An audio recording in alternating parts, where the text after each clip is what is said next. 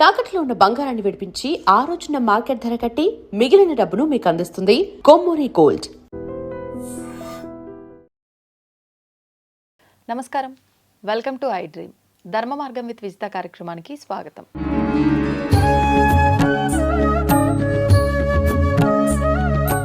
ప్రస్తుతం మనతో పాటు ఉన్నారు ప్రముఖ జ్యోతిష వాస్తు పండితులు, లలిత ఉపాసకులు శ్రీ శ్రీ శ్రీ నానాజీ పట్నాయక్ గారు. ఇప్పుడు గురుగారితో మాట్లాడదాం.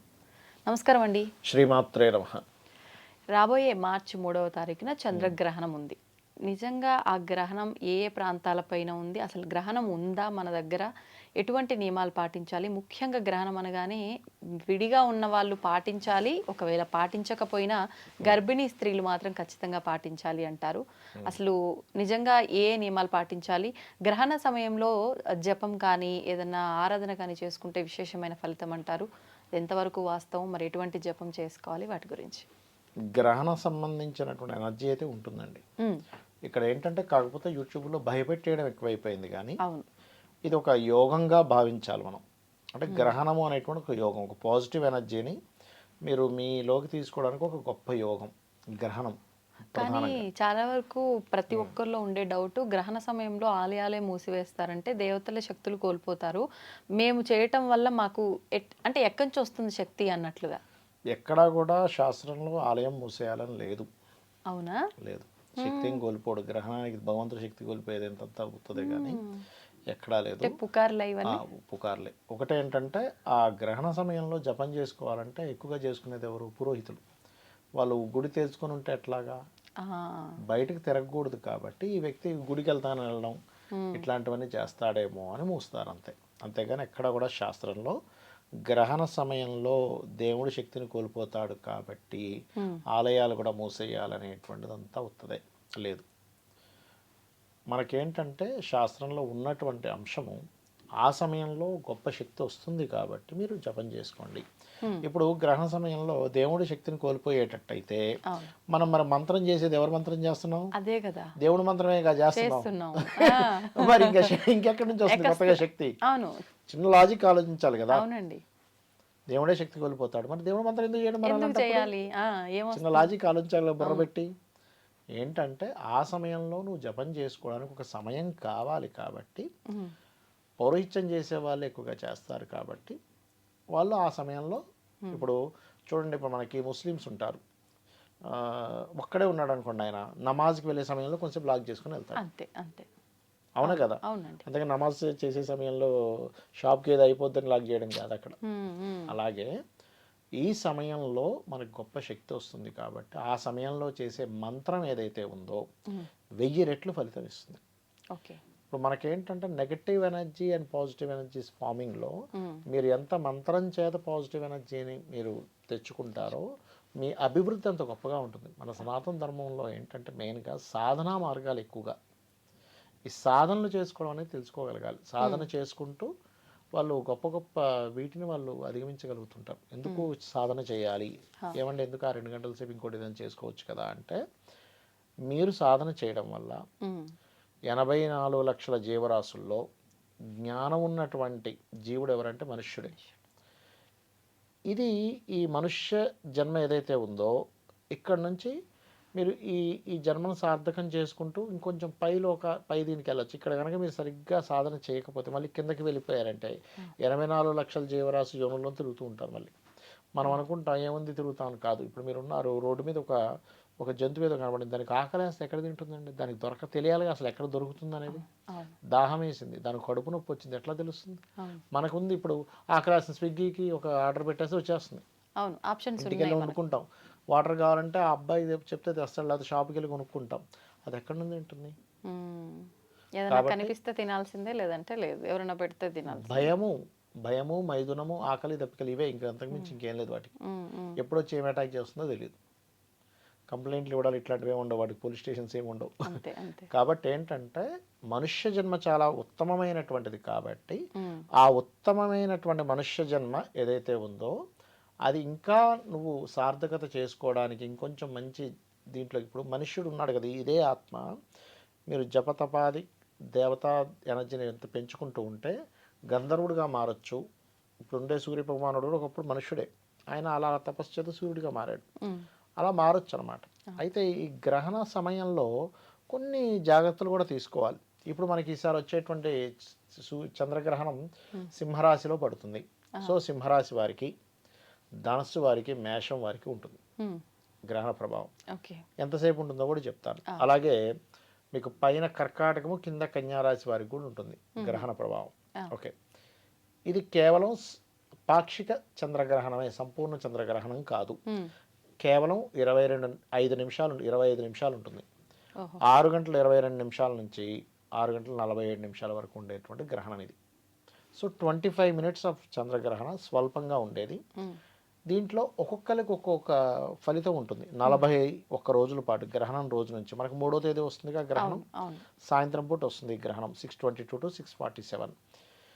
ఈ 25 నిమిషాల యొక్క గ్రహణం ఒక్కొక్క రాశికి ఒక్కొక్క ప్రభావం. జాగ్రత్తగా ఉండాలి. అంతేగాని ఏదో అయిపోతుంది, మీరు ఈ గ్రహణంతో మీరు కోటీశ్వరులు అయిపోతారు, అసలు అపర కుబేర్లు అయిపోతారని ఏమి ఉండదు, దిక్కుమాల చావు చేస్తారని ఏమి ఉండదు. గుర్తుపెట్టుకోండి. అంటే నేను చెప్తున్నా, ఫ్యాక్ట్స్ చెప్తున్నా. మీరు సాధన చేసుకోవడానికి గొప్ప వరము గ్రహణము. ఓకే, అలాగే కొన్ని విషయాల్లో జాగ్రత్తగా ఉండదు. ఇది అసలు ఉండేటువంటి ఫ్యాక్ట్. అంతేగాని భగవంతుడి శక్తిని కోల్పోతాడు, గుళ్ళు శక్తులు కోల్పోతాయి, ఆ రోజు మేయకపోతే ఏదో అయిపోద్ది, అది కాదు అసలు. మరి ఎటువంటి ఏ కీడు ఏది లేనిది అంటే అప్పుడు ఆహార పదార్థాలలో గరిక వేయటం ఎందుకు? అది గ్రహణ ప్రభావం అండి. అయిపోయిన తర్వాత శుభ్రం చేయటం. ఎగ్జాంపుల్ చెప్తా చూడండి. ఎక్స్రే తీస్తారు, స్కానింగ్స్ చేస్తారు, మనకి ఈసీజీ కొన్ని ఉంటాయి చూసారు, చేసినప్పుడు అవి సైడ్ ఎఫెక్ట్స్ కూడా ఉంటాయంటారు తెలుసు. ఎందుకు? అది ఎక్కడి నుంచి వస్తుంది? మిమ్మల్ని ఏమైనా డైరెక్ట్గా పట్టుకుంటుందా? ఒక రేడియేషన్ ఒక రేస్ వస్తున్నాయి కదా, అలాగే గ్రహణ సమయంలో కూడా కొన్ని రేస్ వస్తాయి. అందుకని ఆ సమయంలో భవనం ఇంట్లో కూర్చొని ఒక ఆత్మకారకుడైనటువంటి రవి, మనస్కారకుడైన చంద్రుడు, కాలానికి కారకుడైన రాహుతో సంబంధాలు ఏర్పడ్డాయి. కాబట్టి నువ్వు కాలాన్ని జయించడానికి, అంటే నువ్వు ఈ జన్మచక్రంలో తిరుగుతూ ఉండకుండా నువ్వు దీన్ని జయించి బయటపడడానికి నీకు ఒక గొప్ప అవకాశము. అంతే. అయితే ఇప్పుడు మేషం వారు ఉన్నారు, కొంచెం సంతానం విషయంలో ఇప్పుడు చూడండి, గర్భవతులు జాగ్రత్త ఉండాలి, మేషం వారు జాగ్రత్తగా ఉండాలి. అంటే కొంచెం సేపు ఇలా మీరు రెస్ట్ తీసుకోవాలి, అంతే, అంతకుమించి. వృషభం వారు ఉన్నారు, వృషభం వారికి ఏంటి, గ్రహణం వల్ల ఏంటంటే ఆ 40 days ఇటువంటి ప్రాపర్టీస్ తీసుకోకూడదు. మిథునం వారికి 3లో గ్రహణం చాలా మంచిది, చేసే ప్రయత్నాలు ఫలిస్తాయి. కర్కాటకం వారికి ధనస్థానంలో గ్రహణం జరుగుతుంది కాబట్టి ఫైనాన్షియల్ మ్యాటర్స్ విషయంలో కుటుంబ సభ్యులతో మనసు సంబంధించి అంటే కొన్ని మనస్పర్ధలు వస్తూ ఉంటాయి, అటువంటి విషయాల్లో జాగ్రత్తగా ఉండాలి. సింహం వారికి రాశిలోనే ఏర్పడుతుంది కాబట్టి వాళ్ళ ఆరోగ్యం విషయంలోని, కొంత వ్యసనాలకు గురయ్యే విషయంలో, ఖర్చుల విషయంలో, ఎందుకంటే 12వ అధిపతి కదా, జాగ్రత్తగా ఉండాలి. ఇక కన్యవారికి కనుక తీసుకుంటే వీళ్ళు కూడా ఇన్వెస్ట్మెంట్స్ విషయంలో 12వ స్థానంలో జరుగుతుంది కాబట్టి జాగ్రత్తగా ఉండాలి. తులవారికి చాలా మంచిది ఏకాదశంలో గ్రహణం. అంటే ఇప్పుడు ఏంటి, మిథునం వారికి మంచిది, తులవారికి మంచిది అని తెలిసింది. సో అన్ని రకాల లాభాలు ఇస్తాడు. అండ్ వృశ్చికం వారికి కూడా మంచిదే, దశమ స్థానంలో గ్రహణం, ఉద్యోగ అవకాశాలు పెరుగుతాయి. ధనస్సు వారు కాస్త తండ్రి గారి ఆరోగ్య విషయంలోని, బ్యాంకింగ్ ట్రాన్సాక్షన్స్ విషయంలోని, లాంగ్ జర్నీ చేసే విషయాల్లో జాగ్రత్తగా ఉండాలి. మకరం వారికి న్యూట్రల్గా ఉంటుంది, అష్టమంలో గ్రహణం కాబట్టి కొన్ని ఆల్ ఆఫ్ సడన్ డెసిషన్స్ అవి తీసుకోకూడదు. ఇక కుంభం వారు వివాహ నిర్ణయాలు తీసుకోకూడదు, ఎందుకంటే 7వ స్థానంలో గ్రహణం కాబట్టి. మీనం వారికి మంచిది, 6వ స్థానంలో గ్రహణం కాబట్టి. 3 రాశులకు బాగుంది, ఒక రకంగా బాగుంది. 4 రాశులకు బాగుంది, మిథునము, తుల, వృశ్చికము, మీనము. మిగతా వాళ్ళకి జాగ్రత్తలు చెప్పాలి, అంతేగాని వీళ్ళకి బాగుంది కాబట్టి వీళ్ళు ఈ గ్రహణం నుంచి అపర కుబేర్లు అయిపోతారు, 1000 కోట్లు కొడతారు అంటే ఎక్కడ కొడతారు. అందుకే ఈ గ్రహణాల మీద జనాలు ఏంటి 1000 కోట్లు అన్నాడు ఇంకా రాలేదు ఏంటని అనుకుంటాడు. అట్లా 1000 కోట్లు కొట్టేటట్టు అయితే ప్రతి ఒక్కరు 1000 కోట్లకు కారకుడు అయిపోతాడు. ఎందుకంటే ప్రతి గ్రహణం ఎవడు కూడా మంచి చేస్తుంది. చిన్న ఎగ్జాంపుల్, ప్రతి గ్రహణము 4 రాసులకు మంచి చేస్తుంది. మరి 4 రాసులు ఎక్కడో దగ్గర ఉంటాం మనం, మరి అక్కడ మనం అందరూ 1000 కోట్ల అధిపతులు అయిపోవాలి, ఒక్కొక్క గ్రహానికి ఒక్కొక్కరు అధిపతి అయిపోవాలిగా. ఎక్కడి నుంచి అది కాదు కాన్సెప్ట్, అది కానే కాదు. కేవలం ఏంటంటే మనం సాధన చేసుకోవడానికి మంచి సమయము అని అర్థం చేసుకోవాలి. ఏ విషయంలో జాగ్రత్తగా ఉండాలి, గర్భవతులు జాగ్రత్తగా ఉండాలి. ఆ సమయంలో మనం దర్భలవి వేస్తాం. దర్భకు ఉండే శక్తి ఏమిటంటే అది నెగిటివ్ ఎనర్జీ రానివ్వదు, అదొకటి. ఇక సరే గ్రహణం వచ్చింది అయిపోయింది, నెక్స్ట్ డే మనం దానం ఇస్తాము. రవిచంద్ర ప్రతిమలు చిన్న చిన్నవి, వెండిదే ఇవ్వాలని రూల్ లేదు, ఏ లోహంతో అయినా ఇవ్వచ్చు. ఒక ఇత్తడి గిన్నెలో నెయ్యి, ఆవు నెయ్యి పెట్టిస్తాము. ఎందుకంటే ఘృతం అంటే మనకి ఆజ్యం మన ఏదైతే ఉందో నెయ్యి దానం చాలా గొప్ప దానం అండి, మామూలు విషయం కాదు. మ్మ్. ఉగ్రదానాల్లో ఒకటి నెయ్యి, ఇట్లా కొన్ని ఉన్నాయి. సో నెయ్యి, అట్లాగే బియ్యము, గోధుమలు, ఆ, మినుములు, ఉలవలు, ఈ 4 దానంగా ఇవ్వాలి. ఓకే. నెక్స్ట్ డే ఇవ్వచ్చు. ఒకవేళ వేరే కంట్రీస్లో ఉన్నారు పిల్లలు, వాళ్ళకి ఎఫెక్ట్ ఉంది అనుకుంటే తల్లిదండ్రులు ఇక్కడ ఇవ్వచ్చు. ఆహా. వాళ్ళ తరఫున తప్పేమీ లేదు. కాకపోతే ఒకటే, గ్రహణము అనగానే నాకేదో ఇంకా దోషం వచ్చేస్తుంది అనేది, లేకపోతే నాకేదో కుబేరుని అయిపోతాను కాదు.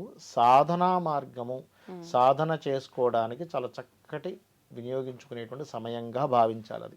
ఇప్పుడు ఈ గ్రహణము ముందరే భోజనాలన్నీ కంప్లీట్ చేసుకోవాలా? అంటే సాయంకాలం సమయంలో కాబట్టి నైట్ లేటుగా తినేవాళ్ళు అంటే గ్రహణ ఏం అనంతరం కూడా లేదండి, ఇప్పుడు 6 గంటలకు కదా, ఒక 4-5 గంటల ముందు తినేస్తే మధ్యాహ్నం తినేస్తే అయిపోయింది శుభ్రంగా. ఇంకా అది నైట్ అందరికీ కాదు, మళ్ళీ చిన్నపిల్లలకి ఇది వర్తించదు, బాగా ఏజ్డ్ పర్సన్స్కి వర్తించదు, రోగగ్రస్తులకు వర్తించదు, ఓకే. వీళ్ళకి వర్తించదు. మ్మ్. వీళ్ళు ఏం కాదు, ఓకే. కొన్ని చెప్పారు శాస్త్రంలో. మ్మ్. మ్మ్. ఇప్పుడు రోగగ్రస్తుడు ఉంటాడు, ఆయన అప్పుడే తిని టాబ్లెట్ వేసుకోవాలి. అవును, గ్రహణం ఉందంటే ఎట్లా? అదే కదా, కాబట్టి ఇంకా అది కాక మనకి ఈసారి వచ్చేది స్వల్పమే, అది చిన్నపాటి. పెద్దదేం కాదు. కాబట్టి ఏమీ భయపడకండి, ఈ జాగ్రత్తలు తీసుకోండి. ఎవరెవరికి ఏ సమస్యలు ఉంటే ఆ దేవత ఆరాధన చేసుకోండి. మీ ఇష్టదైవ ఆరాధన చేసుకోవచ్చు. నమశివాయ మంత్రం చేసుకుంటారా, ఓం నమో నారాయణాయ అనుకుంటారా, లేకపోతే మీ దశమహావిద్యల్లో ఏదైనా ఒక విద్యను మీరు సొంతం చేసుకుంటే ఆ మంత్రం చేసుకుంటారా, లేకపోతే మీ గురువుల దగ్గర పొందినటువంటి గురుమంత్రం తీసుకొని చేస్తారా, చేయొచ్చు. అలా కాదు, నాకు పలానా ప్రాబ్లం ఉందండి, అప్పులు ఎక్కువగా ఉన్నాయి, ఓం అపర్ణాయ నమః చేసుకోండి. ఫైనాన్షియల్ గ్రోత్ రావాలి, ఓం ధర్మాధ్యక్ష ధనాధ్యక్ష ధనధాన్య వివర్ధనే నమః. హెల్త్ ఇష్యూస్ ఉన్నాయి, ఓం సర్వవ్యాధి ప్రశమని సర్వమృత్యు నివారణి అగ్రగణ్య చింత్యరూప కలికలమర్శనాశినే నమః. ఇలా చేసుకోవచ్చు. ధన్యవాదాలండి. శ్రీమాత్రే నమః.